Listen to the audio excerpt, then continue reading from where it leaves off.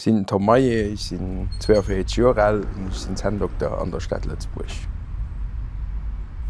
Mg left mat Auto no ugefangen mat mégem Grospap an mat mégem Pap, die allen zwee immer ganz begeert wären vun Autoen an ech och an hunnemmer speziell gut geschlof hannen an d Auto, wo man Vakanz gefu si bei mégem Grospap an italienisch Sportsween wäre, well kleng Vibratiounen dat huet gemat, dat den gut geschlof huet an ab do och leef zu den italienschen Auto méi zu den Läden.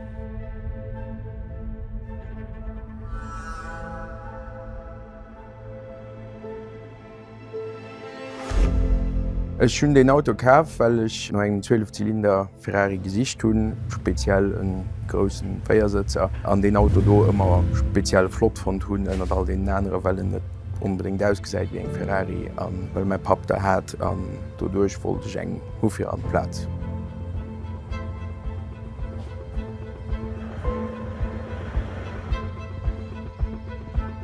Das méi erbeg de so Autoen ze fuhren. Do west kënnt an de Fett dabei, dats en effektiv bësse mi wäckreg ass van en zefiiert, mech doch méi Kaméi sinn méi Vibratiounen, dats net alles so gedämpft wie an modernen Autoen. Do west as selbst dobäi an dann fir richtig Autos friken, wie so Sound vun engen 12-Zylinder van en den Dreck gëtt näicht besseres. Dat mecht natierlech dann och mat, dats d'Adrenalin drégt.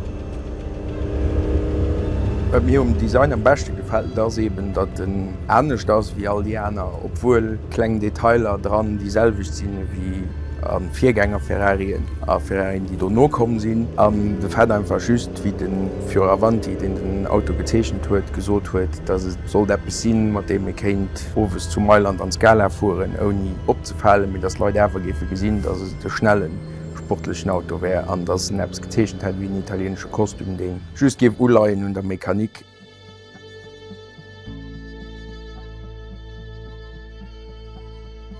Ich fuhren eng Ferrari 365 GT4 2+2 vun 1974.